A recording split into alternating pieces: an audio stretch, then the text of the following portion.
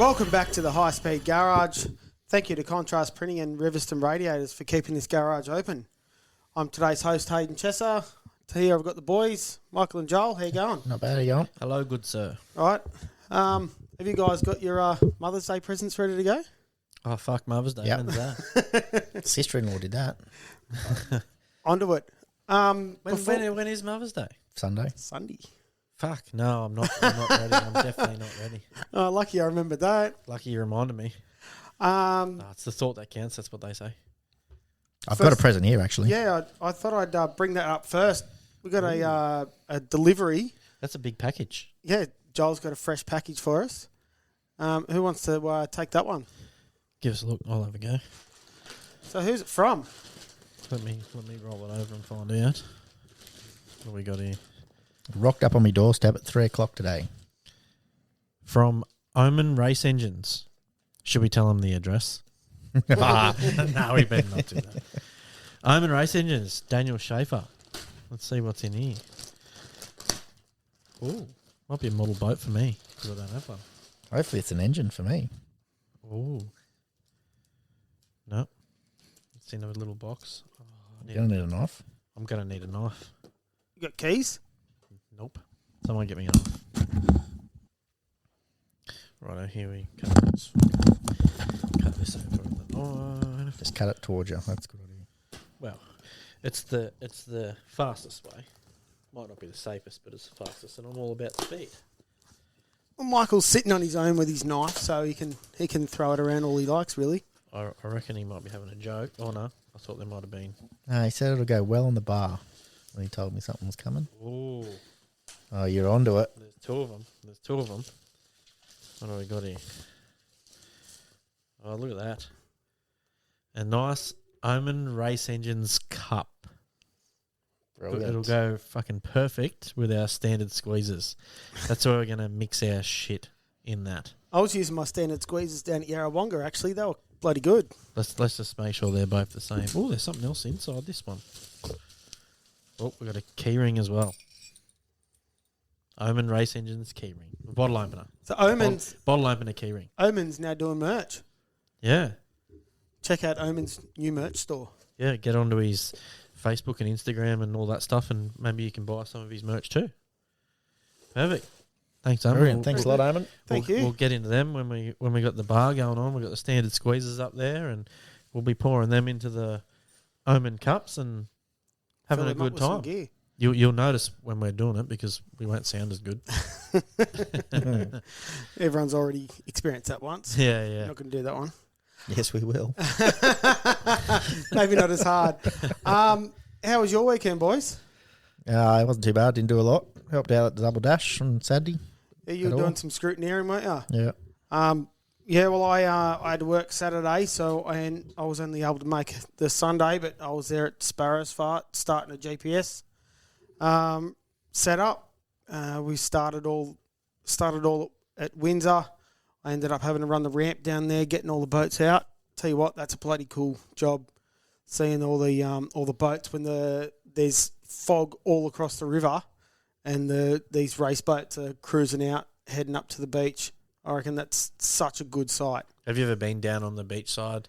Yeah, with the first couple of events, I'd set the ramp up, send all the boats out.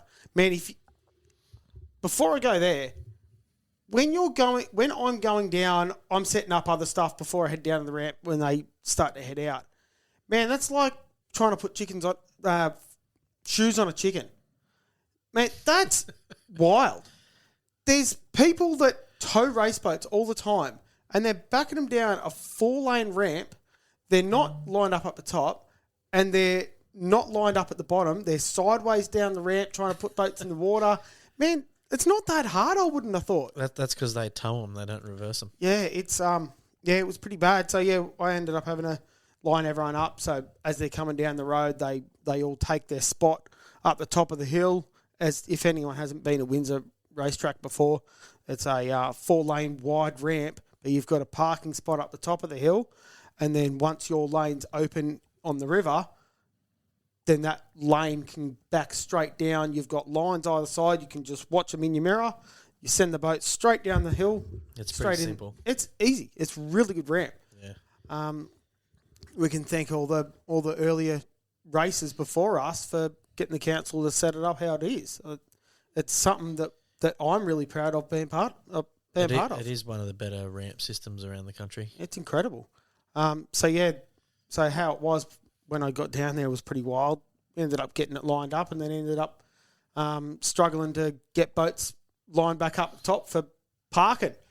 It's sort of a three-pronged There attack. was a shitload of entries, wasn't there? Oh, there was shitloads. There was over 100. massive list. Last I seen was 107, but it could be more than that. And I think that's really good to see. Like, I think couple of events have been stuffed by floods. So to see it come back like it has, there was so many pumped people for that race. It was awesome. I've been down to the beach end of the Double Dash to help start. I was in the barge doing like the waves, like putting the numbers up and what wave was up and whatever. It was like the at the boxing, the lady that walks around with the big number above her head. Pretty much. When I did it though, I was the first person to get timed going up in the barge. I couldn't see the record though. No, I don't know whether they recorded it or not, but I can't actually remember. I'll have to look at the trophy. I actually got a trophy for it. I posted it on Facebook too, so it'll be there. I think it was around 45 minutes. It might have been like 47, but it was 40 something. That's one way. Yeah, that was just from Windsor to Sackville End. I did see the Upper Hawkesbury posted some times. They've posted the barge with Alex Wilbo and Anthony Nibbs. They did 43.29. Oh, so they've knocked me off. So yeah, that's obviously a pretty good number going up. It is. There's unfortunately no number coming back. I don't know what's happened. There might have been a bit of a mistake there. You got to wonder if they do the right river course, but if you don't do the river course, you can wipe off minutes. There's a few boys that are miles out. Yeah, cutting a couple. I wouldn't think the barge would be cutting corners like that. I would. Because they're being fucking shallow. pretty heavily watched. When I did it was a few years ago, so some of them channel marker boys probably weren't there back then. There is a couple of new ones, but they're pretty not too far different. Yeah, okay. Yeah, when I did it, I remember like just lightly, because I knew, the thing's pretty slow. It only does like 30 mile an hour. I was just lightly leaning on the steering wheel if I had to turn, just doing the big long drift, and I was constantly up and down on the trim button. I got it to sort of its good point, and then I'd go just up one, and then back down one, and then up one, and then down one. Just touching it. Yeah, constantly trying to make it go as fast as I could. So yeah, that was a bit of fun. Yeah, no, I remember going down the first few double dashes with Dad. Dad'd be on the beach organising. Yeah, I remember your old man being there, the megaphone yelling out what was next. And no, it's good memory doing shit like that with Dad. How'd you go, Joel? Yeah, just scrutineering. Everyone was sort of pretty okay, knew what they were doing, knew what they had to have. There was a few people that tried to do the dodgy and sly a few things past me and Dylan, but we were all over it. Yeah. Think you come down in the last shower. It wasn't too bad. They got a good system now. That's the first time I've scrutineered for a little while. For the Hawkesbury, they've got tablets and stuff now. It's pretty easy. Oh, yeah? Yeah, so you just write so in. you're not filling out the shit paperwork? Well, you still got to fill out shit paperwork for the tech inspections. Yep. Which is a pain in the ass. So, but it would be easily to do the same system, PDF. Oh, yeah. On the same laptop, on the same tablet. Yeah, that's pretty. So what do they got? Is it like an online thing? Or? Yeah, it's online. So you just hotspot your phone to the tablet, and then once you fill in the boat name, rego, expiry date. That sounds. I think there's a couple other things, and then you do sort of a tick of everything that you wanted to check, and then they put the gear in. So and then they've got names of helmets. Yep. So what brand helmet you're running? Yep. What brand life jacket you're running, and the colours. Yeah, that's fucking awesome. And then there's a couple other things, and then you hit submit, and it goes over to the tower, and then you go, yep, righto, bud, off you go. See you later.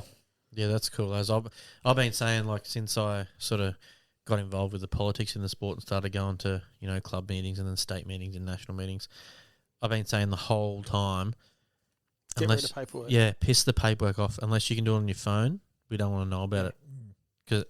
Because it's all way too hard. You fill out that much paperwork, you write the same shit fucking 5 times, and it's just annoying. So yeah, that system sounds like it was pretty good. So when Dylan got his boat done, one of the first ones come through. Oh, he's a couple in, but then he parked up and come over and give me a hand. So we just sort of had a system. He was filling the paperwork out, and I was running around checking the boat, and I was just like, "Yep, everything's good." He just ticked and flicked it, and next one come through. That was kind of the similar system. Yeah, he said, yeah. So what was it like scrutineering all the new S1 boats, like the ski race boats? It's no different to scrutineering any boat. It's exactly the same. I don't check nothing different on any race boat. Doesn't matter what comes through. You check all the same stuff. Yeah, but you've obviously got, most of the time, you'd be scrutineering boats that have been tech inspected through APBA. I don't change regardless of what I do. Yeah, no. What I'm saying is things to be picked up, fixed, stuff like that. Wasn't anything with the ski racing boats. They're that scrutinised. Pretty good anyway. They're that scrutinised with ski racing, so they're all up to it anyway. Yeah, it's good to see. And they're all run. So you don't have to check steer, or you check the steering, but you can't check too much because it's all hydraulic. And that lines up with the APBA rules anyway, doesn't it? Yeah, good. It doesn't. Yeah, it's just steering. Yeah. So you're not checking for frayed cables or anything like that. So you don't have to go full in. You just have a look. Yeah, everything looks good. Steering works. Fucking trim works.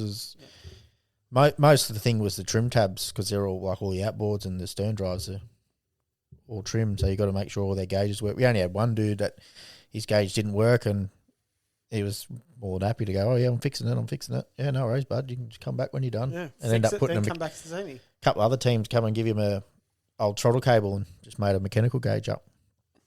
You can get around it. But yeah, that was pretty good and easy. Yeah. Oh, very good. It was a good event. How'd you go, Mick?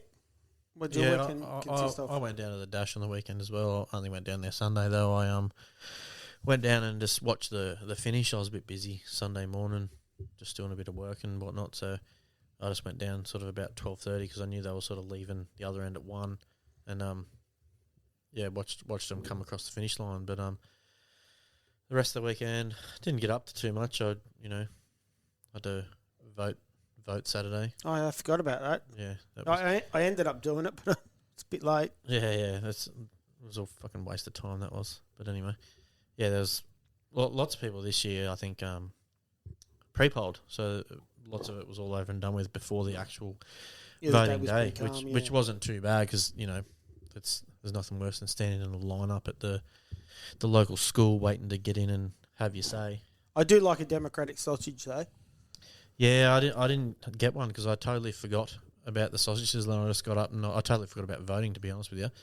And then I got up and I made me, the wife, and the kids bacon and eggs for breakfast. And then I went, "Oh shit, I got to go vote." Walked over to school and I was like, "Oh, the sausage." And I forgot to take my wallet. I was going to get the kids a cake and shit, but I just forgot. Yeah, no, they only had the bloody sausage and bacon and egg sandwiches at mine. No cakes and shit. Yeah, the Bly Park one's pretty good. I got a bit disappointed though because who I voted for didn't win, but I kind of knew that anyway. If anyone thought that he wasn't going to win, they're fucking off their heads. He was going to win every day of the week. He's offering too much money to poor people. That's the problem. Well, yeah, that as well. But I think the biggest problem was the Liberals' bloody policies. They never.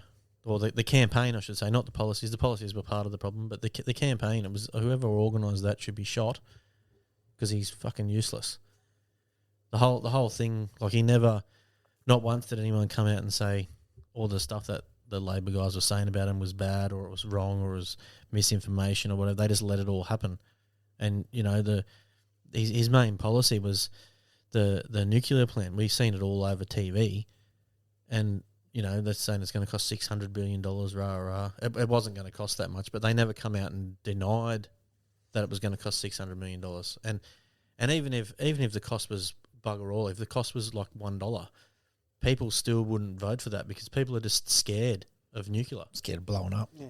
Like whether it's good, bad, or indifferent doesn't fucking matter. People are scared of it and they don't know. So public perception's already there. Yeah, and it's a bad policy to try and run with to try and swing people over. It's just not going to happen. Yeah. But a lot of this stuff happens too because fucking people don't even know. Like I'm a bit invested in. I've been invested in politics for not too heavily invested, but it intrigues me, and I've been into it for a little while.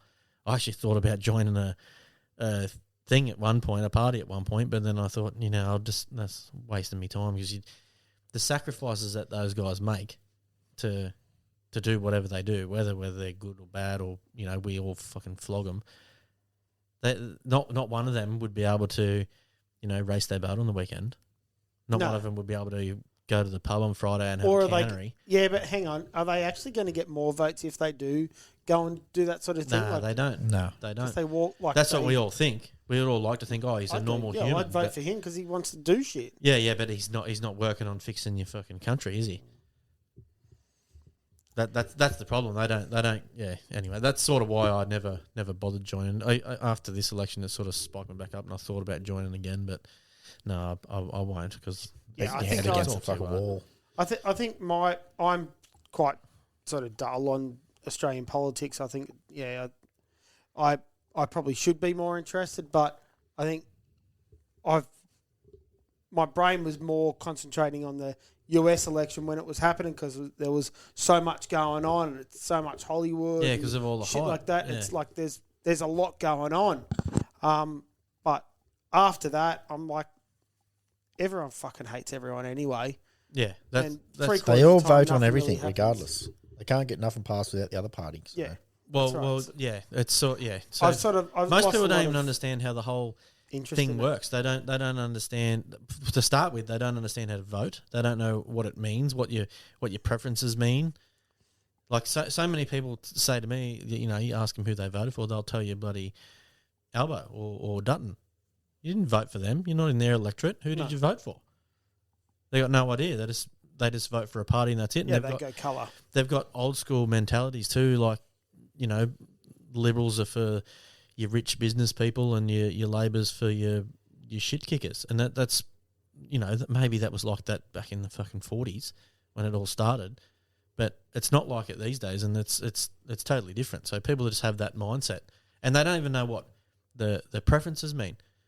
So many people tell me that how they think the preferences work, but they're wrong. Most people think you pick number one. He's my first choice. If that doesn't work, this is my second choice. If that doesn't work, this is my third choice. That's not how it works. It works backwards. So if you put basically putting number one for like a really low rate team, I would almost say your Teals and Independents and Greens and all that sort of stuff is sort of pointless putting one down, but that they can sort of get in. But what happens is, so there's eight candidates for the lower house, like the House of Representatives, and then as you number them, so whoever picks, like if you pick a low tier sort of thing as your number one, if they're the first people to get, the votes will get counted, the primary votes get counted, and the lowest number of ones gets booted. So they're no longer in the thing. So then the number twos from those people that get booted, they all start adding to the seven that are left. There's a fairly decent conversation in trying to get this preference. Yeah, and then they just keep knocking them out. There's a fair bit going on. They just keep knocking them out, and then when you get down to two people, that's where all the votes are. Yeah, it's probably lost on me, especially. Yeah, most people are like that. Most people don't get it. Most people don't even understand that there's like two sections. They think, why the fuck have I got a green paper and a white paper? Yeah, no, I understand. I understand a bit of it, but I think after the election, you just sit back and go, I'm over it. I think that's the biggest issue. Well, that's the problem with making everything compulsory voting. Compulsory, yeah. People who've got no idea. People who how don't care or have no idea Yeah. still have to vote. Yeah. Yeah.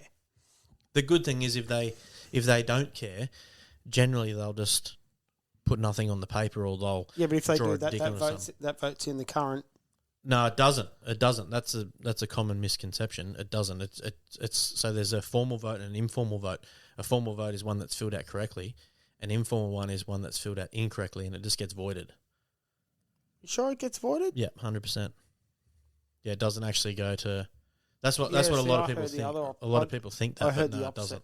Anyway, Yeah. I'm over the election, as I said. Anyway, I'm into politics and I fucking like it, and I should teach you all how to vote so you do it fucking properly. do it right, or We don't end up with this shit fight that we're in now. or just put a dick on you. Well, yeah, Just get your name checked off and walk the fuck out. yeah. Yeah, I think that's, if you're not interested, that's probably better. Just scrunch up the paper and fucking walk out. Yeah, well, If you're not, But if you you're still not end up interested, with that, this, yeah. that vote's a waste. Then, like if It you're is. voting, if you're voting for something cool, you're actually making a proper vote. If you're not voting for something you believe in or you actually know what you're doing, just fucking don't write anything and chuck it in. yeah. Well, that's it's like people that don't know and don't understand that they'll fill out their sheet, but they'll put like the legalized marijuana thing as number one. Well, that's almost like a waste of a vote, except because they don't care, but they filled it out correctly. It's actually a legit thing, and then their preference to get up Their might be preference 6 actually goes to someone else. will be someone that gets in, yeah. And a lot of people think like the lower tiered things, they're like the Greens, for instance. Everyone thinks that the Greens votes get preferenced to Labor. Well, they don't. That's what they would like, but you're the one that's doing the preferencing. But what happens is the people that don't know how to fill out the forms and have got no idea, they go, oh yeah, I want to vote for the Greens. So they grab a Greens pamphlet on the way in, and it tells you on that pamphlet exactly how to fill the thing out, and it'll have like Labor as a number 2. Mm-hmm. So you can actually pick the Greens number 1 and pick Liberal number 2 if you wanted to. But if you don't know how to fill it out, or you just want to go whatever the Greens tell you to do, then you fill all the preferences out. Because the Greens or anyone else are never going to run the country. It's only ever going to be Liberal or Labor. So Anyway, let's talk about something I want to talk about. I like talking about this. Fuck the politics. I want to fucking educate people because they're all dopes. Yeah, I think we need to sort of talk a bit more about boat racing because I give a shit about boat racing. Over the weekend, we had our double dash. I wanted to go over a couple of classes. I didn't want to go over everything like I said at Yarrawonga would be here all night. But I wanted to special mention for 95. So I got a video from it was, I think they call it Sandy Point, which is around Opposite Percy's. Is Percy's Place? Is that what the park's called? I don't know. Yeah, something like that. It's a caravan park at the back I just know it was Midtown. Percy's. Yeah, so I know it as the caravan park opposite Jason Cook's place. So It's probably one of the tightest corners at this end of the river. it's a pretty good corner. And it gets shallow fairway out. I was speaking to Stephen Saunter about it. He looked like a dog with 2 dicks, to be honest with you. He was pretty proud. So Jason sent him a video. They were asking for all these videos of the 8-ball boat running up and down the river because they want to. Andrew's going to put a compilation together. So Evil 10, 11, 12, Evil 13, 8-ball, and Never Enough, which is Sam Perry. He's a local driver. He's been doing a fair bit of 105 stuff. The 3 of them are racing down the river, but Jason could only see the Evil boat and the Never Enough boat coming through the corner, and on the outside, Stephen Saunter in the 8-ball boat comes screaming around the outside and past them both on the same corner. And I just think that was such a good indication of this race, how enjoyable it can be. You've got a race all the way down the river, all these different classes, and you wouldn't think that 95 would be this big, exciting class, but I think it's actually one of the standouts. I think it's pretty good because you look at their finishing times. Like the top 5 people are within 1 minute of each other. Like there's some small gaps there that are like 10 seconds between each other overall. That's overall. Like that's all the way to Sackville and all the way back to Windsor. Yeah. Within 10 seconds, I reckon that's pretty cool. Yeah, that's awesome. Yeah. So that's it probably does make it a little easier, being capped at 95. They can pretty much do 95 the whole way up the river. There's not a lot of lifting off. Yeah, some of those boats just turn flat out. Yeah, like if there's the evil boat, that evil boat would just turn at 95 mile an hour. Yeah, they'd just be wide open in the computer and hold it back. Pardon? Most of them would be backing off at Sandy Point. Yeah, I don't reckon it much. I talked to Tricker and he reckons he backed off fuck all and he was doing 105.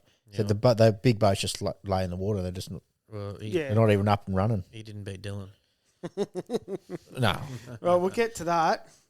So the Evil 8 Ball, then Never Enough in third. We'll go the S1, which is the class that was only allowed to go in there. Was it a week before? Yeah, it was a last minute thing. And there's 9 entries in the S1, so I reckon that's pretty good to see. Unfortunately, the Barrowboat Taxi Force, he started on the ramp. It was farting and popping, and when he was trying to get it going, he never ended up getting it out of the creek, I don't think. So it was disappointing to see that. But in first, we had Ian Tricker and Nathan Miller in the TR Marine. In second, we had Coldies with that's Jason Wormsley and James Wormsley. That's the no idea. Zig. That's it. Zig's Marine. So that's the Zig's Marine family racing in the Coldies boat, Coldie Lanham boat.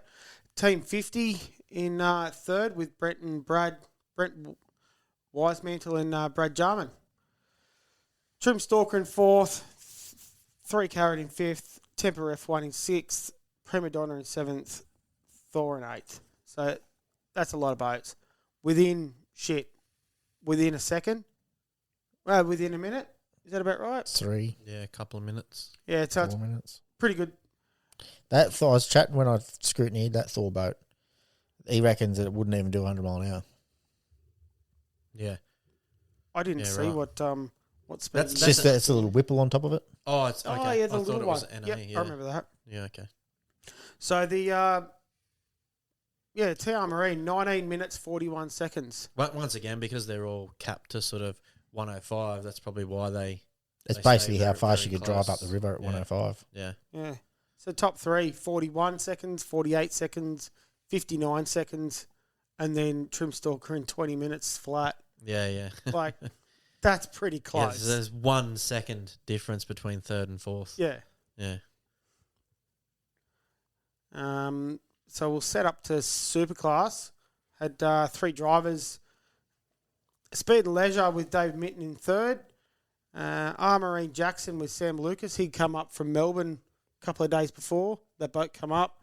And Sam actually flew up Saturday afternoon or Sunday morning. I can't remember. Saturday afternoon, got to the track for the first time at Sparrows Fart Sunday morning. Yeah, did the race. Got back to the airport, flew home that afternoon. Should have come up a bit earlier, Sam, and you could have done some recce runs of the river. Learn a little bit. You might have beaten Dill. Yeah, might have had a bit better run. But I'm sure if you come back next year, you've learnt a lot now. Yeah, I really hope you do come back next year, guys. Yeah. Fair bit of cool shit coming out of Marine Jackson. Well, that's the same. It'll be the same engine as they run in the AFBGP, but it'll have a different ECU in it. Because it'll just be open. Be open, yeah. Just while we're on the Marine, they also sponsor a young girl racing motorbikes, an Australian girl racing motorbikes overseas in a world championship. Oh, really? Yeah. I didn't know that. Yeah, it's in a women's series. Taylor Ralph, her name is. Good on you, Stewie. Well done.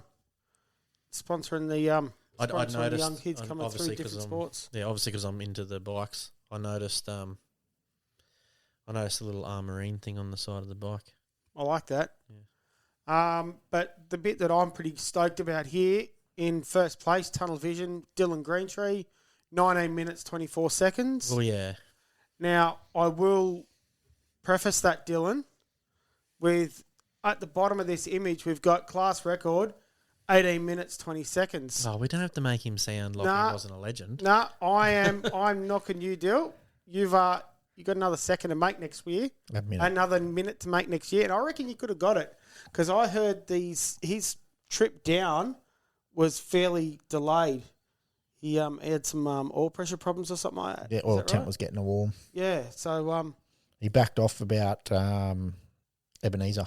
I reckon if he can get on top of that, I reckon he'll give Craig Truslove a good run. Trustlove's boat coming across the finish line would have looked nowhere near as cool as Dylan's. Dylan's looked awesome coming across the line. It was Just sitting on it. Come around that last Oh, corner, it was skating pretty well. It was beautiful one. It was sitting fucking perfect. It never had a little fluff or nothing. It was just perfect. It was a beautiful video of it coming across the line. So then we've got the outright winners. So first, as we said, was Tunnel Vision with Dylan at 19:24 seconds. TR Marine second at 19:41. And Coldie's F1 at 19:48. So pretty good couple of numbers there, boys. Not hopefully, bad. Hopefully we can even see some Pretty better cool numbers next year. Pretty cool to see a couple of S1 boats knock off the other Tunnel superclass boats. yeah. Well, they've That's they know the river pretty bloody well too. Yeah. Yeah, they would do. That proves doing them. lots of training. They're and doing stuff like 105 3 parts of the way up that river. that. Oh, yeah, they're not far behind Dylan, and Dylan's about to do. He's 120-osh. Yeah, I was going to say Bit mid over 120s. Can't remember what he said. He did, but yeah, around the 120 mark. Yeah, so I'm not saying Dylan did a bad job whatsoever. I just reckon that Dylan next year, watch out, I reckon Dylan will go pretty well. I don't think Dylan listens to the podcast, so we can flog him. He's going to start listening, he said. You better. All right, so we'll jump across to Miami with the Formula Ones. I didn't watch a whole heap of it because I had a fair bit going on, but I have been watching a fair bit of content from afterwards. Unfortunately, yesterday afternoon it was announced that young Derwin has been dumped in the Alpine car. Pretty shit as far as I'm concerned. Yeah. Considering the other A few weeks ago he said his drive was safe. It does suck, but, there hasn't been much good performance out of the car, to be honest with you. Yeah, I thought he was pretty close to his teammate. Yeah. It's the same with every driver. It's no surprise. You're not doing well. See you later. Yeah. Also, wrecking a car from not shutting your DRS, that's a pretty that was bad pretty move. rough. Yeah. That was a real rookie move. Yeah. That was for sure. And you shouldn't be like, he might be a rookie to F1, but he's been through all the other grades. Do they all have DRS as well? I don't know whether they have DRS, but it's all so similar. It's not funny. It's just these cars are a bit faster, so he should know that. He does a lot of, as Chelsea said in an earlier episode, he does a lot of sim testing and stuff for the Alpine team. So he should know all that anyway. Yeah. Well, it would have been not, good not live experience, but he still should know. It would have been good to have Chelsea in to talk about all this. Yeah, unfortunately, but she's taking dogged some us for time a off. holiday. Yep. Another pretty good bit of content that I saw was their Lego F1 cars. Yeah, they were pretty cool. Yeah. I seen them cruising around the track. It seemed like it was a lot cheaper for them to bash into each other with Lego cars because there was claret hanging off everywhere. Did anyone find out what sort of top speed those Lego cars could get to? Oh, they looked a bit more than walking pace. Yeah, but was that full speed, or were they told to only take them at that sort of speed? Shit, I wouldn't have a clue. How are they driven? Electric engines? You can hear them talking to each other while they're going flat out. Yeah. Oh, there was front bars and shit getting blown off. And It wouldn't take much. Just Lego. yeah. But they're all painted up. At least you can look mad. get the couple of bits of Lego that got snapped off and click them back on, and she's brand new. She's good to go.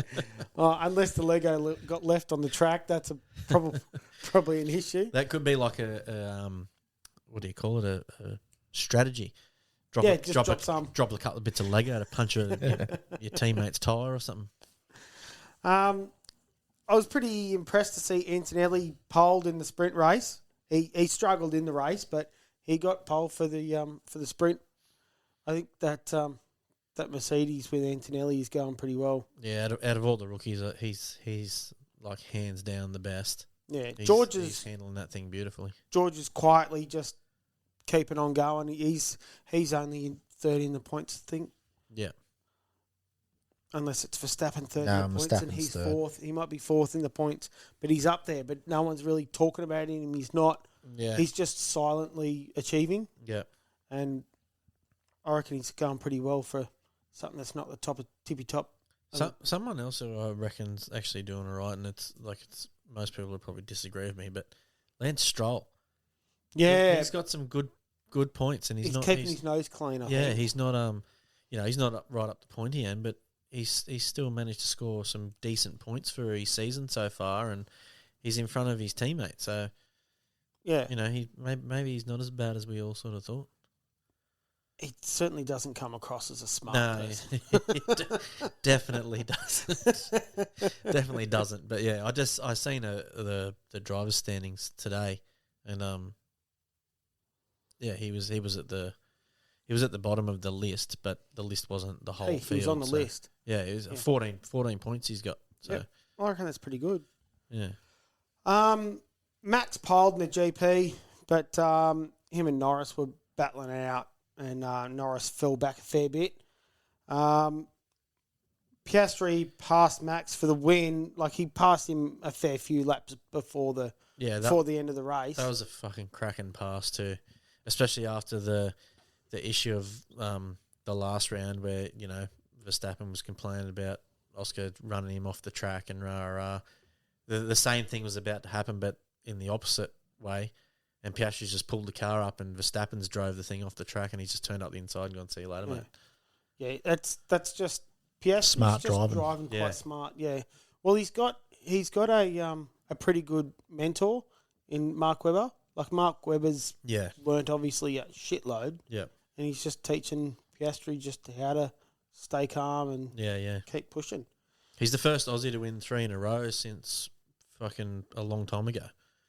Yeah, I don't think Webber got it. No, Webber didn't. It was well before that. Yeah.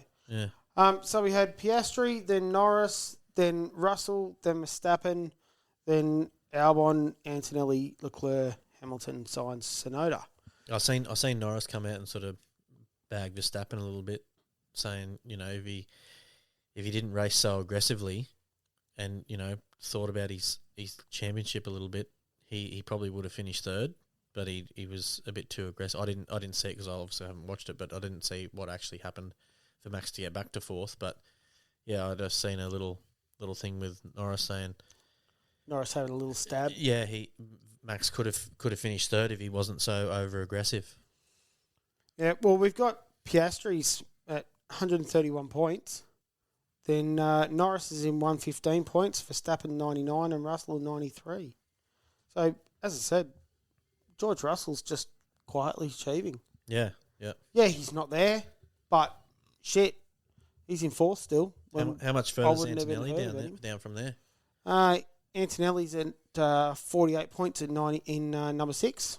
Yeah, so that's bugger all beyond. You only got to have one of the top guys crash out one race or something to come together, and it bumps a fair few of them up. Yeah. You've got Stroll, as you said, in 14 points, equal with Ocon. So, yeah, like he's just keeping his nose clean. It's it is what it is, but yeah, I wouldn't have expected him to have that many points. Anyway, let's pause for a minute because one, I need a piss, and 2, I need a fucking drink. Righto, back from getting a beer and having a piss. Right, yeah. So I thought we'd cover on from last week. We spoke about the NDC fairly heavily, so I didn't really want to bring this in last week. I wanted to just talk about a few of the new drivers, what we thought about their new sort of setup. They're driving pretty well as far as I'm concerned, but there are a few different setups and a few new teams that we haven't seen before. I've seen Brett Ramsey a bit, but he with his blown boat last time, it was getting developed when it had his accident. So we haven't really seen him majorly race on the scene with a blown engine. Raced. Well, he raced a lot in the 105 with his last. With the blown engine, he didn't race at all. No, that's right. So I wanted to mention Brett with his Ravage boat. He's got the 2J out of Red Bellies. I reckon he went pretty well for his first race meeting. He's obviously got a lot of development that he can get out of it, but first major race meeting. First major race meeting. That thing's still pulling 125, where it should be pulling shitloads more than that. I think there's a lot more in that. There would be. He'd be holding that back with the boost level just to make sure he's setting the boat up. Brett's not silly. I've raced against Brett back in 5 litre days. Really good driver, I We, thought. we both had 5 litres, and yeah, I beat you most of the time, Brett. But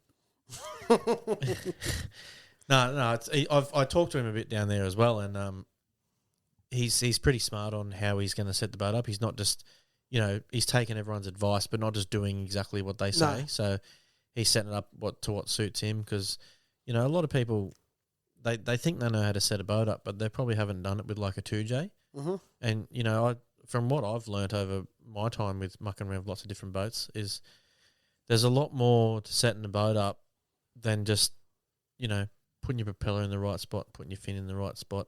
That's all pretty easy standard stuff that's been around for 100 years. I reckon there's a lot more in the weight placement of the boat. Mm-hmm. And when you've got, an inline 6 engine in there, when not many people have run inline 6 engines, especially with turbos and intercoolers and stuff that add a fair bit more weight, he's sort of got to do it all on his own. He can't really take too much. He can listen to other people and get their opinions and stuff, but ultimately, whatever he wants to try it, and if he thinks it works, great, stick with it. If you don't think it works, change it. Yeah, he's got the benefit of being so fresh and not having to run off what anyone else has done. He can make his own It's a one-off decision. boat. It's a Yeah, that's Can't another really- thing. It's kind of like me with mine. yeah. There's only one other boat for me to compare mine to, and It's doing as many laps as you are. I was going to say it hits the water about as often as I do. So And I we'll think- both get them together soon. I think it is actually a good thing when you're doing it on your own, because you're not relying on what everyone else has done.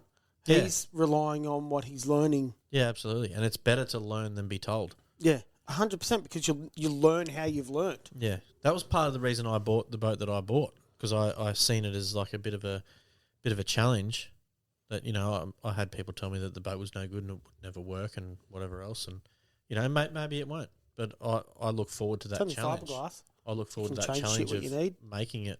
We improved it, fucking 20 times in 3 moves of a fin. Yeah. Well, One move, really. I think I've been through that story before. Yeah. We made it a fair bit quicker around a lap, just in over a weekend, basically. Yeah, so then if we look at the next driver I've got in front of us, Scott Cleaver, he's got the Supernova boat, which is the old Duggan Balancing, Yep. which is Rob Pasala's old boat. Now, he's got a twin turbo big block in that. He sort of bought it as a turnkey setup. So Scott hasn't had to deal with the setup, but he's obviously having to deal with going from Learning to drive. racing a ski race boat, Yeah. towing bait, to now racing on his own in a capsule, on air, in tight circuits, Yeah. next to each other, and he's surely he's going to have in the back of his brain at split seconds, oh shit, I've got a couple of skiers behind him. Surely.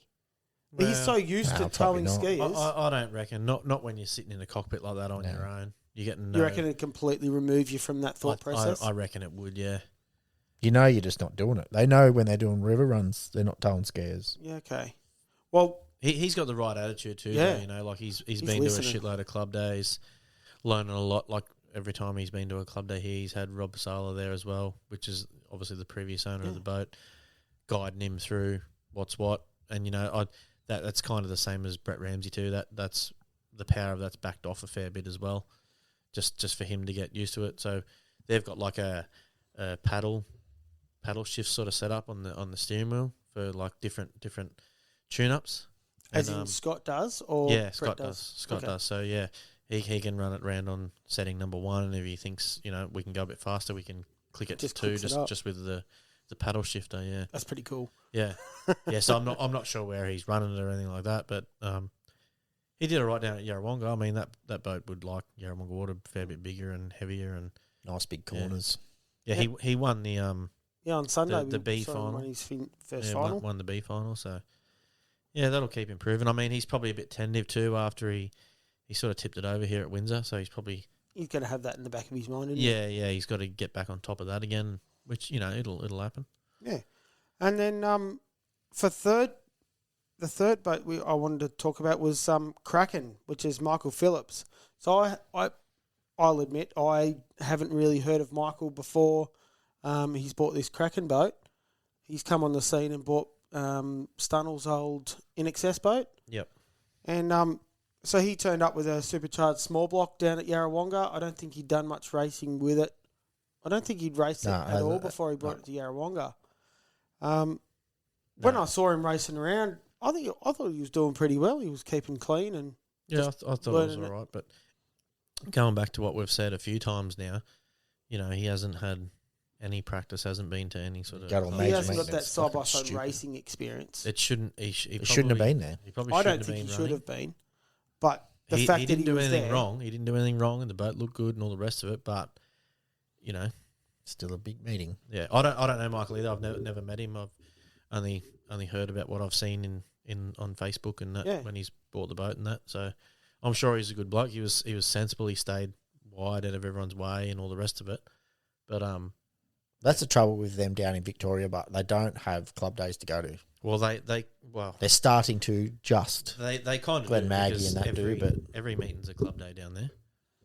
all the majors are classed as a club day. Yeah, that's exactly why he was able to run it.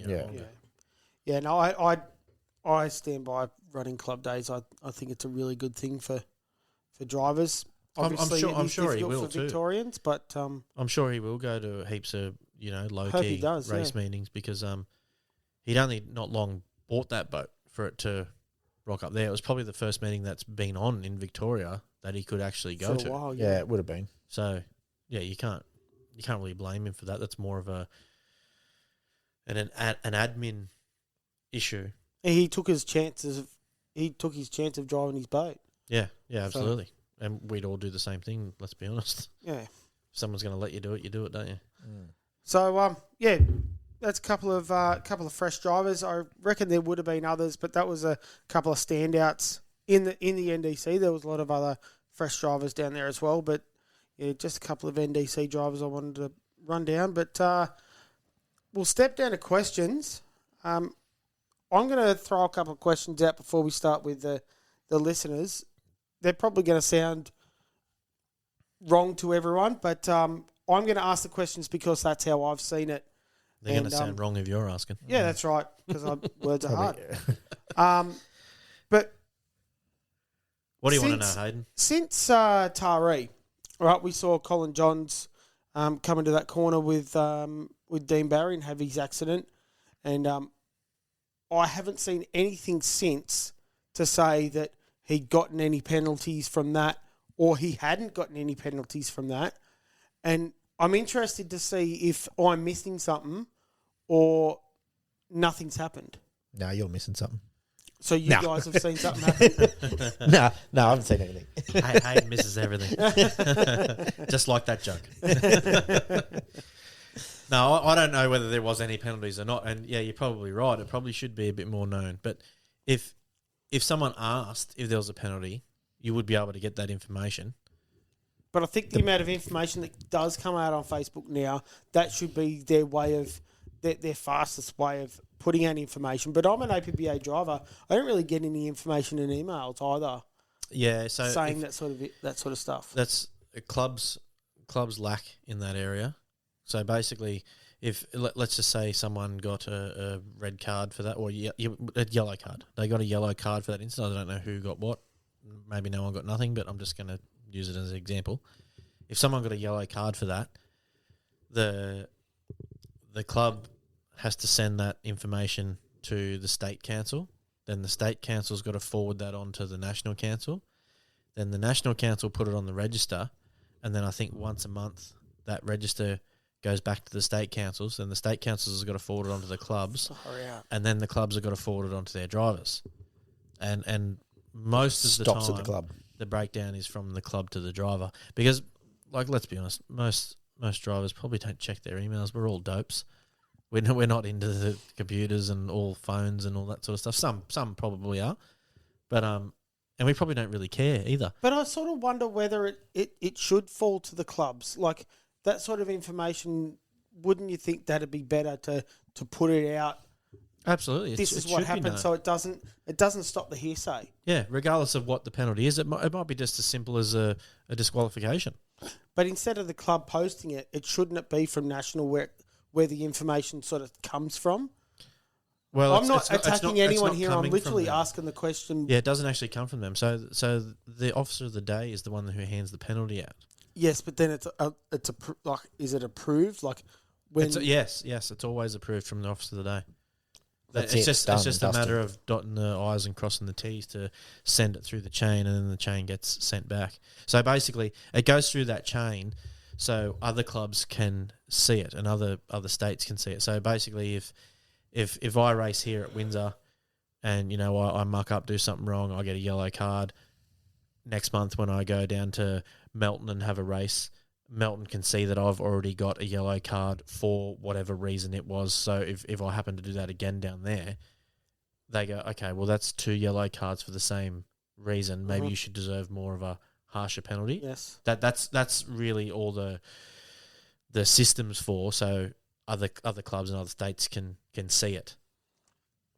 So you don't see the benefit out of it coming from national. You think it probably should be from a club level. The club posts it, say, in a public forum. Yeah, if they're posting up results or something like that, post this driver got a yellow card for an incident in turn 3, or whatever it is. Or I think it's a yellow card, red card, whatever. It's a little bit different, but I think when I was at the briefing down in Yarrawonga, they've got a text message system for all the drivers, and if they got a penalty there on the day, all the drivers knew about it.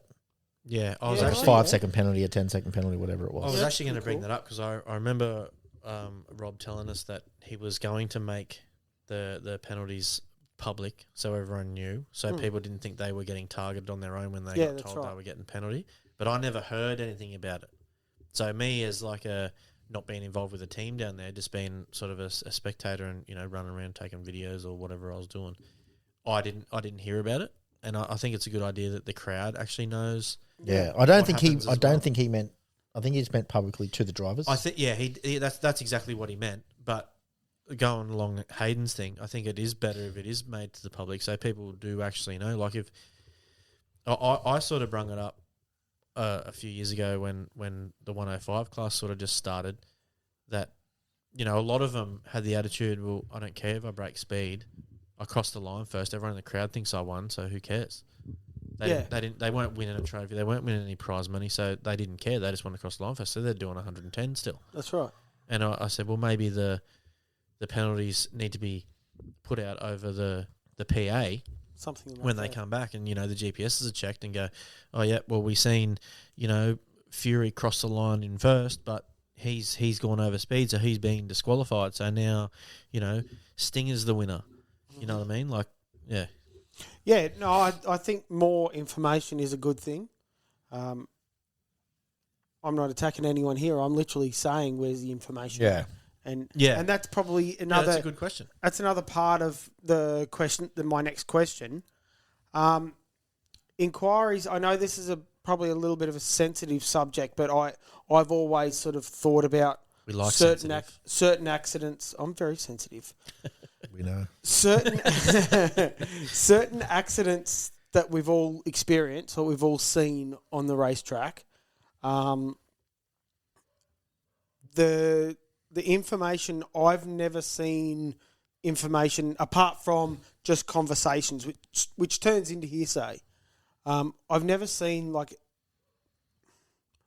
Words. I'm trying to pick my words here. Accidents that I've seen, I would like to know what went wrong, and I've still, 20 years later, 10, 15 years later, I still don't actually know the full ruling of why that person had that accident and why it was so bad. You know what I mean? Like, what was the outcome? Yes. So obviously, whirlaways and stuff come out after those accidents in 2010. They become compulsory. Yep. But more things happened there, and I don't know about them. Like, I'd like to know what I could do better, even now. Yeah, like how someone died. Like, what sort of injury That's right. was it? Was it it internal? Yes, I know bleeding? I Was it struggle with broken neck? words, trying to make sure I'm saying things right. But here I'm trying to be really careful with my words to make sure I'm not saying the wrong shit. Yeah, that's we're Trying to be all respectful friends. with what I'm talking about. Yeah, I know what you mean. Yeah, so you sort of want to know a bit more into the accident, like if someone was killed in an accident, you want to know like how and sort of why that happened. Yeah, and if I can do something better, if we can do something better as teams. Yeah, that's we all should want to know that. Yeah, and it sort of come back to me when I was talking to Brad Holland down at Yarrawonga when he was talking about the accident that he had. Yes, he didn't get hurt, and he was talking, which was friggin' awesome. He didn't get hurt out of that accident badly, but he was talking about the things that went wrong when he had the accident, and it made me think, shit, I can do things better that I didn't even think were a problem. Like, you think your shoelaces are all tied up mad, but those shoelaces that are across the top of your foot, Yeah, they got caught. I'll bet you not half of that information Brad was telling you about is written in an incident form. It might not be. Because Definitely wouldn't be. I've also been I don't know what the right word is, but flogging some APBA members about the incident reports since we've sort of introduced cockpits. We've sort of just done like the old, tick, the cockpit saved his life. He would have died if he wasn't in one. Good on cockpits, which I'm not knocking. That's all great. But one of the biggest ones I seen after cockpits were mandated was Bruce Jordan's backflip at Taree in the real thing, and he was pretty banged up. And we didn't hear much about it. No one. Well, I wanted to know why he was banged up. Like he'd pretty much punched himself in the face the whole way that thing was tumbling and crashing. His face was all bruised. His arms. I'm pretty sure he come back to the track with Broke his a leg arm too in a sling, and no one actually knows why that happened or what we've done to try and improve that. Yeah, well, I didn't actually know. I don't know whether we have. I don't know whether we have tried to improve that. I didn't know that he'd actually punched himself in the face a few times going over. Yeah, his face was really bruised. I'm not here stabbing someone that's doing their job. I'm literally asking, is the information out there? If it's not, it probably it's should public information you can get from courtrooms. I don't know where you can get it from, but it's got to be public information from courts. From a death, you would be able to get that kind of information. You would have to look for it and search for it and ask a lot of questions. That's the other thing. Should we have to look for it? Well, I'm sure you could. For a death, I'd probably say yes, only because, like you was just trying to tiptoe around your words because you didn't want to say the wrong thing. People probably just don't want to just blurt that out to the whole world. So if you want to know a little bit more about that, I would say yes, maybe it probably shouldn't be blurted out to everybody. If you want to know about it, you should probably go and find it. The APBA may know, and they probably do. That's how they make their rules, but they probably don't share it from there. But as far as like ones where people get injured and they're not dead, that information probably should be passed out and around. Like you said, Brad was trying to do. He wanted to have a little thing with everyone else that had been in an accident, had something go wrong. Absolutely, that's great. And come on here, Brad. Tell the story on here, and we'll send it out to everybody and anyone else that's done the same thing. If you all want to come on, you can all have the gear and talk about it amongst yourselves. We don't even have to be. Yeah, we'll just supply the. I'll sit over there and watch and drink beer. Yeah, I'll listen to you, but I don't have to be on here. And we'll learn ourselves, and we can broadcast it out to whoever else wants to listen. Because I think all that kind of information is good. Like what we do in cell orientations, and we've got to call them cell orientations, not tests. Is nothing compared to the real thing. It is a good start, but it's definitely that many people struggle with it. It's not funny. Well, which is why I'm saying it's a good start. You know what I reckon's better than a cell test for you to practice with and get more familiar with? In the middle out of your own boat blindfolded. Exactly. In the middle of the night, go into your shed, no lights on, no nothing. Hop in your boat, do yourself up, shut your lid, undo yourself, get out, all with no lights on. Because all the cell orientations do is tell you how to use that cockpit and that sort of wheel system and them belts and that air system, and you don't get to test all your own latches and all that sort of stuff. And doing it in the dark is is a good thing. And because it's always going to and be it's dark not- upside down in the river anyway, isn't it? yeah, pretty much. And not just getting out, getting in, buckling yourself up, familiarises yourself with it. Brent Lewis taught me that when he first got his sailboat, and I was lucky enough for him to give me a little run in that boat one time after a race meeting, and that was his words to me. Like, go home, sit inside your boat, buckle yourself in, get yourself out, all with no lights on, and just do that. That's a great idea. A couple of times a week, even if you do them like straight after each other. Turn your lights off, go climb up your boat, hop in, get out, go turn your lights back on. Turn the lights back off, walk back over to the boat, get back in. Just do it a couple of times every now and then when you're out in the shed, and you'll improve your thoughts of getting in and out, and you'll start to realise what stuff might get tangled. Mm-hmm. Like, if you've got comms cables or airlines, or if you've got a bolt hanging out off the side of one of your pedals or a dash or something like that a steering shoelace may get caught on. You might get it caught on it in the dark. You won't when the light's on, because you know where everything is and you can see everything. But when the light's off, you might get that caught, and then you go, okay, well, maybe I need to fix that. That's right. Yeah. Well, I hadn't even thought about doing that in the dark, so that's even another good point. Every time I've sat in a sailboat and driven it, I've sat in, buckled myself up, shut the lid, and then went, righto, get out.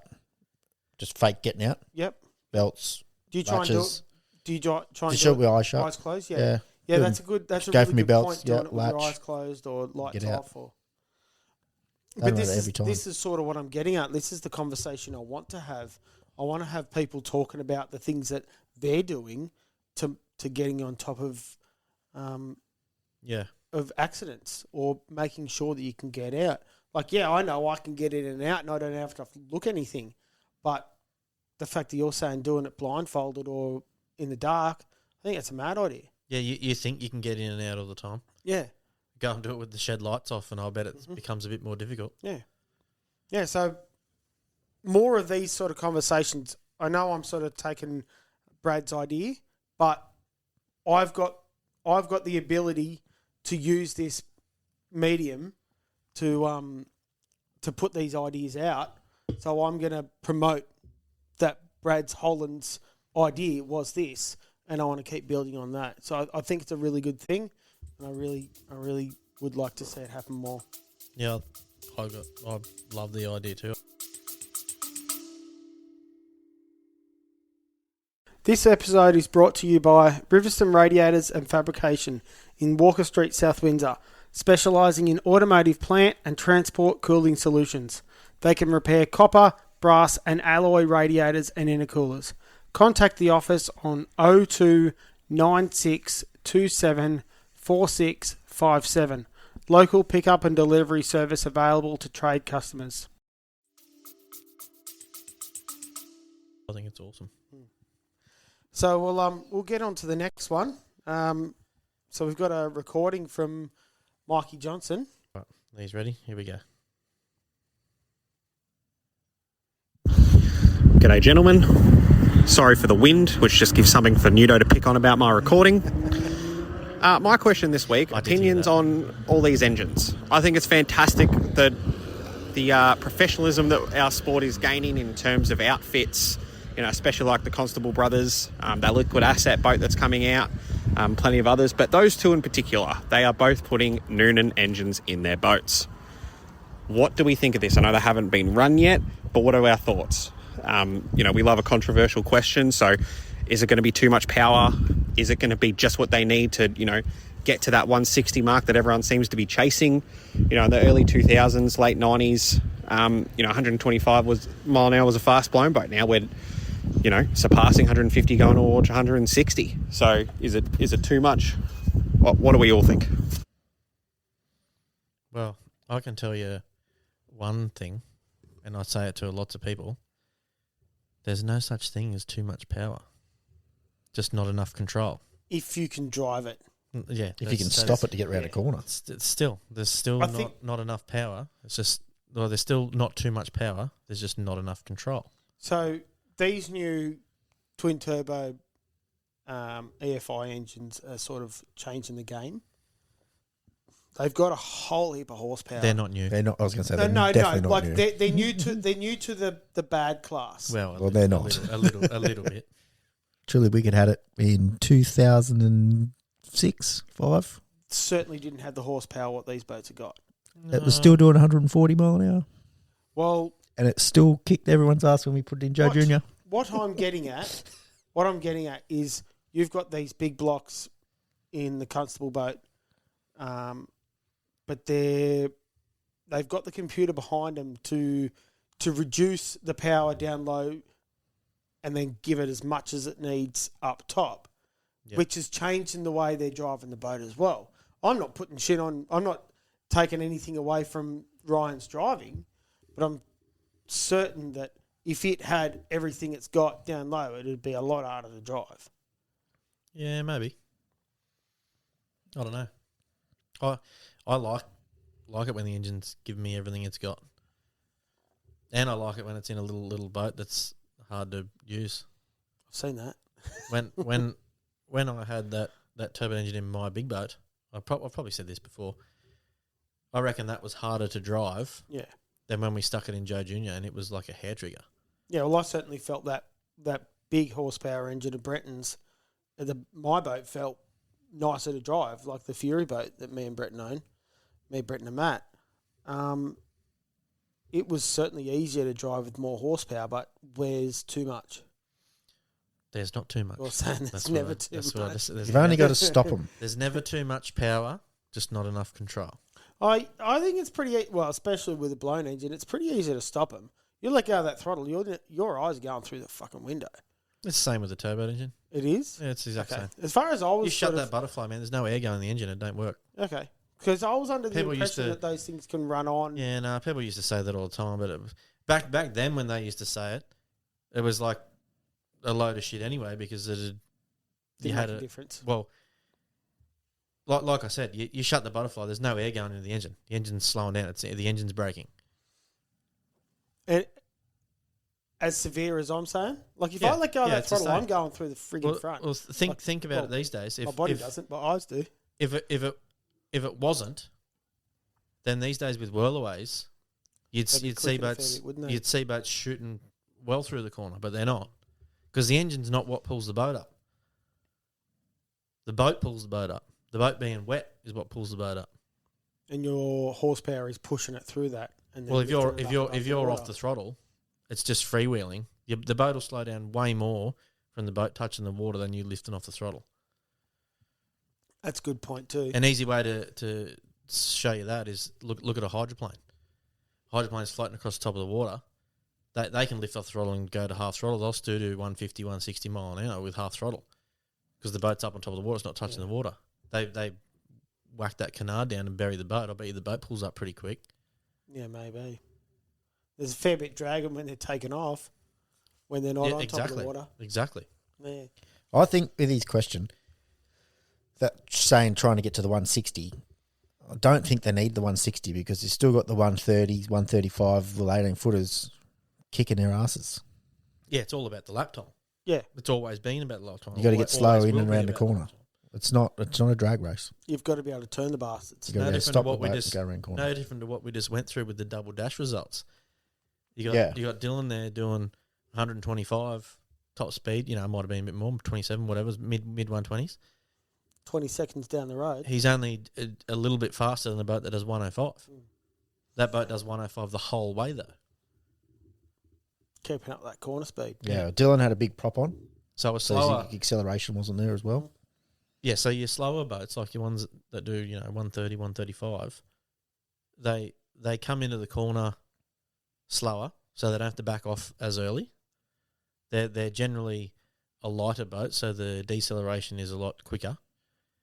They can rotate the boat easier because they're shorter.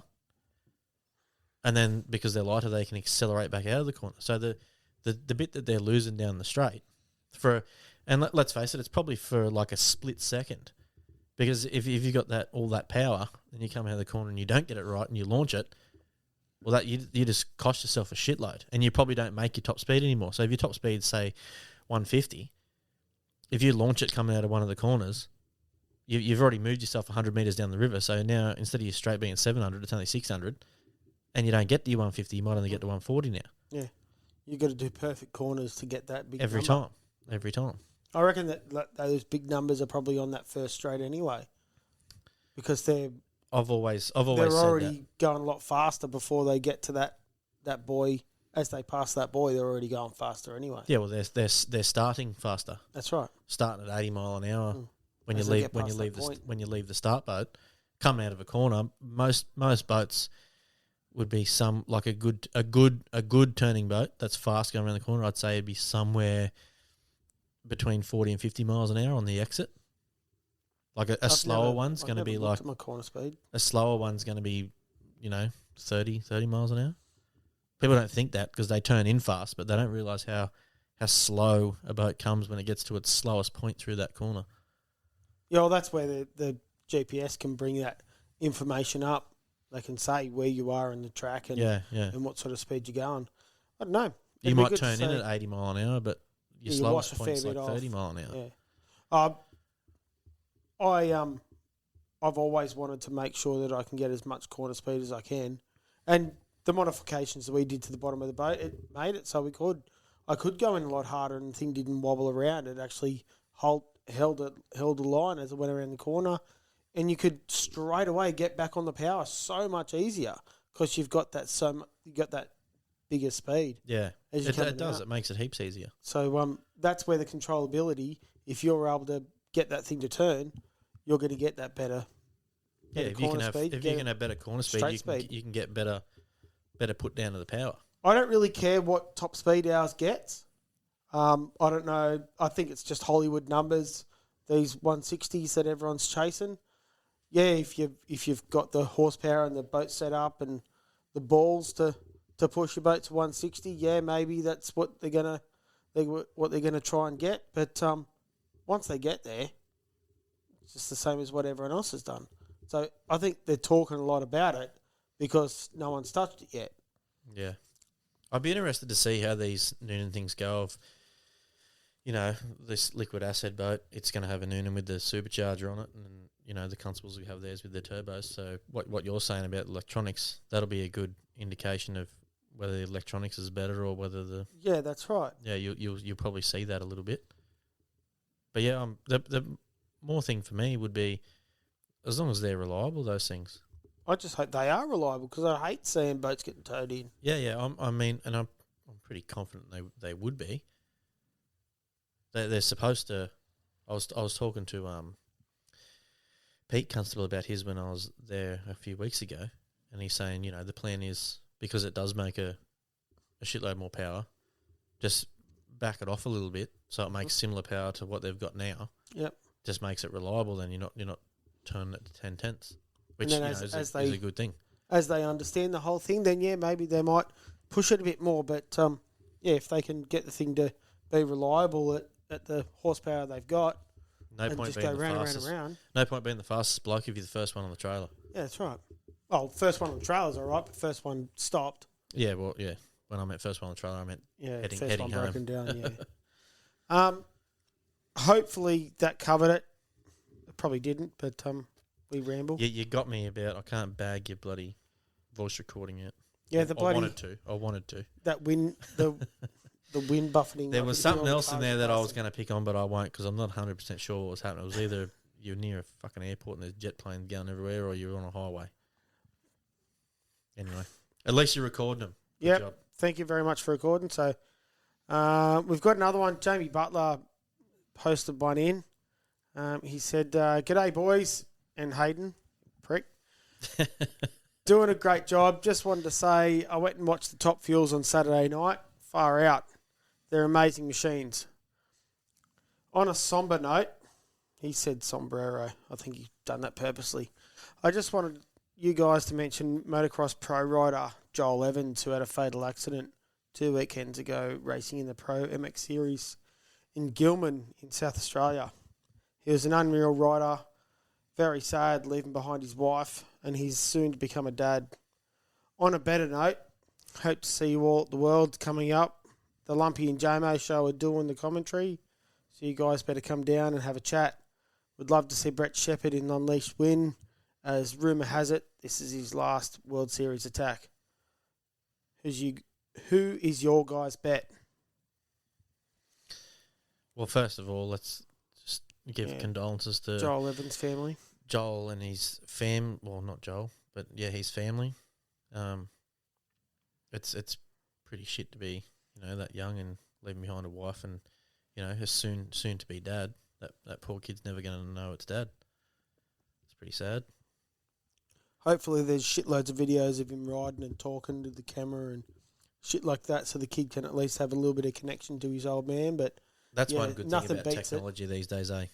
Nothing beats the old boy being there. Lots of recordings and stuff, so you can see all this sort of stuff. Yeah, the top fuels too. That they are awesome. I did think about heading out there on the weekend, but they weren't doing night runs. Well, they didn't race at night. No, I think so. From what I was told, they only I think the final run for the top fuelers was like 3 o'clock or 4 o'clock or something. Yeah, okay. So yeah, they're still cool to watch, but yeah, when you can't beat them at night. Yeah, at night with the flames coming out, it's unbeatable. I love going there with new people that haven't been before. Yep. They don't know what it feels like. I say it feels like because it's not what it sounds like. Yeah. To stand next to a top fueler. You can see kids with headphones, earmuffs on, and they still shit themselves. I was very surprised. I probably won't, but I took a little video of my young bloke when I took him to the drags for the first time. He would have been, 3 years old. And we took his earmuffs and stuff, and he's like, no, I don't want to wear them, And I'm like, mate, it's pretty loud. And he's like, no, these ones aren't loud. I said, yeah, I know, but the next ones will be. Yeah. And he's like, no, it's all right. And I said, okay, you can, for the first run, you don't have to wear them, but after that, you got to put them on. He goes, okay. And I took a little video, like he was sitting on my lap, and I've just got, the phone in selfie mode. I shit myself more than he did when they took off from the start line. I do remember you showing me that. I was like, he's got to be deaf. Yeah, he was just like, oh, that's sick, and just watched him go on the track. He didn't jump, didn't do anything. Yeah, that's awesome. I was like, bloody hell, I wanted to get an awesome video of him shitting himself, but it didn't work. The best one's when they're in the pits. Yeah. And they've just rebuilt the engine and they're warming it up. Yeah. And you can see the pit crew go and hang on to the wing before they stab it. Yeah, you know when it's coming. You start backpedaling. Yeah. But you see everyone still walks up. Foreigners and stuff that haven't been before, and they're walking up with their phone out, getting the video, and they're thinking, oh, everyone's coming back. They're clearing the way for me, and they get right up the front, and then they just give a little blip on the throttle, and they're behind you. They get blown behind you. They're incredible machines. Oh, absolutely. Yeah, I love our things, and you watch a final race at Windsor, and you hear 4 or 5 blown boats beside each other going down that straight, and yeah, it's awesome. But the drag cars are completely different. It's next level, that stuff. Yeah. The last time I went, it was the first time I'd ever done it. Normally, I try to sit as close to the start line as possible, so you get the whack of the throttle. Complete whack. But me and my brother-in-law, we walked right up to the finish line to see him come past at full speed, and man, they're fast. Like we're sitting at the start line, you don't actually realise how fast they're driving away from you. Yeah, and all the vision on TV, it doesn't do any justice at all. Nothing. But when you're standing at the start finish, and that just goes straight past you, it's so fast, it's not funny. You can't explain it, eh? They're not up it when they're on the finish line either, are they? Or they're just off it. Well, they should be. They're on finish line. They shut everything off. They're right on the finish line, isn't it? Yeah. So you're not going to stop before the finish line. No, you're driving through the finish. Jeez, you're going to be easy to beat. No. I think I was back up before the finish. I was talking about it's not going to be as violent at the finish line as it is at the start, like the noise and the. Oh no, definitely not. It's definitely not. No, and you still get the whack because you're only fucking 400 meters away, so it's. You're still getting the whack. Oh yeah, you still hear it and feel it, but yeah, up that end when they just buzz past you, it's just different. Everyone should try that too. Yeah, I might give that a go. Right, so Lumpy wants us to join. Yeah, they want us to come up. Depends if we're racing or not. Hopefully, we're both racing. We'll still go up and have a chat if we've got a bit of time. More than happy to do that. Go up and have a chat. Jamie and Lumpy, they've been doing it for a fair while. Yeah, they're pretty good. I was pushing them along doing that. The Turn Boys a few years ago. Yeah, they finished in 2019. I like listening to their commentary. Yeah, they're funny. Lumpy's a funny bastard, and Jamie compliments him well. Yeah, Jamie can talk some shit. Yeah. He's asked for our pick for the Worlds. I think it's probably a bit too far out. There's a fair bit going on between here and then. Yeah. Like we haven't even seen the Spectacular. The Spectacular's where everything starts to ramp up before the January event. Yeah, we sort of need to see who's entered before you want to have a comment on that. But I'll give you my sort of thoughts. Well, judging from last year or last time it was on, we went to the Calcutta thing where you buy your boat and whatever. Me and a couple of mates, Joel was involved. We all threw in a bit of money because we wanted to buy a boat, and we wanted Marlon, but we kind of knew as soon as we seen Craig Burton at the bar and he was involved in buying stuff too. We thought, well, we're definitely we don't have his money, so we're not going to. But God, we pumped it up. We're not, yeah, exactly. We weren't going to outbid him, but we could certainly raise the prize pool. So we did that. We did that for a bit, and then we sort of come to the conclusion that if Troy didn't win, it was going to be Brett Shepherd. So we went all in for Brett Shepherd too. That's right. We ended up buying Brett Shepherd, and he let us down. Yeah. What did he do? He had a fire or something, did he? I don't know. I think he just sucked. That's what I'll tell him anyways. I think it might be his last one too, Jamie. I think it's his last everything. Yeah, I heard that too. I did talk to him at Yarrawonga when we were down there, and I kept sort of flogging him a little bit, saying, "Mate, don't give up. If you do all right at the Worlds, don't give up.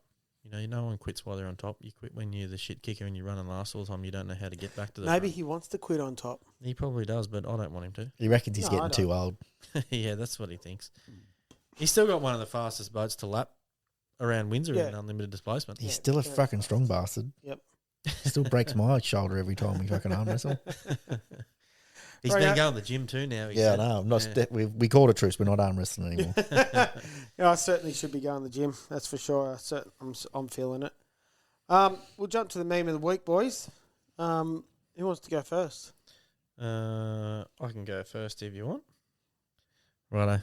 So here's my meme of the week. It probably Hayden will relate to this really well, I think. If you are having a bad day, then don't feel disappointed. It could always be worse. Imagine running into a wall with a boner and breaking your nose first. If you are having a... I can relate to that. So when you're having a bad day, just think of Hayden breaking his nose. Pricks. What do you got, Joel? Mine, Some of you fitness influencers need to fuck up, man. Sick of hearing some of this shit. You want to be the best version of yourself?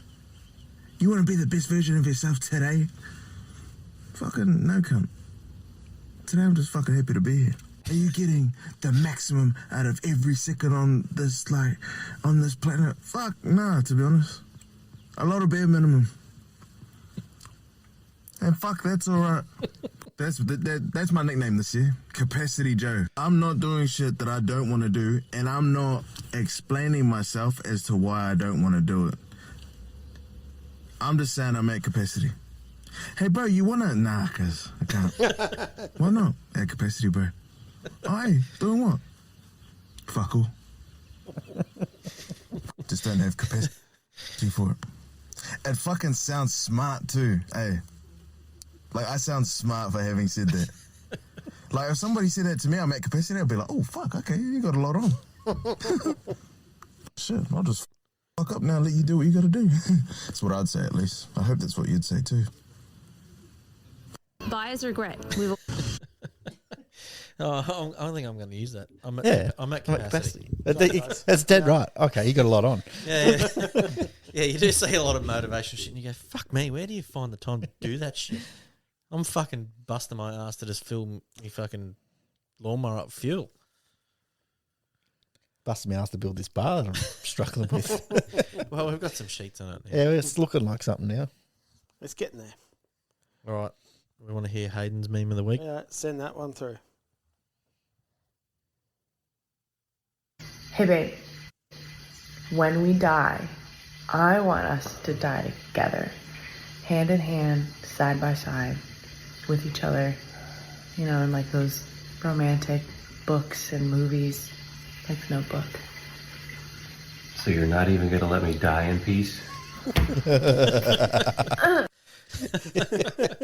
babe.